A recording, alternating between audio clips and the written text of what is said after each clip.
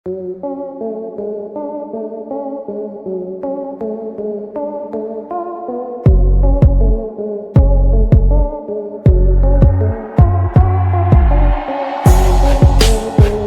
बंधु आपण मैंने जदि भारतीय टीम को वर्ल्डर सर्वश्रेष्ठ टीम बोली विवेचना करते तो वीडियो को लाइक करूँ, आम चैनल को सब्सक्राइब करूँ।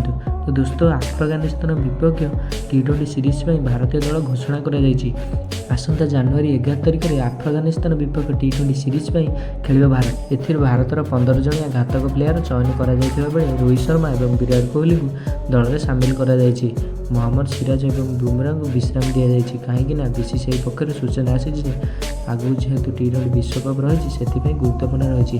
चलतु जाना भारत टीम 15 जणिया दल।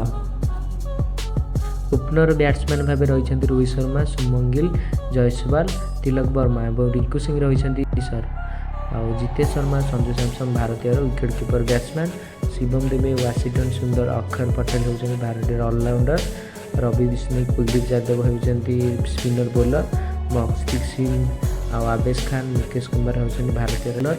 जनवरी 11 यही सीरीज आरंभ कर प्रथम T20 मैच मोहाली में खेल यापर परवर्ती मैच 14 जनवरी खेल। सीरीज शेष मैच 17 जनवरी खेल सहित सीरीज शेष हम।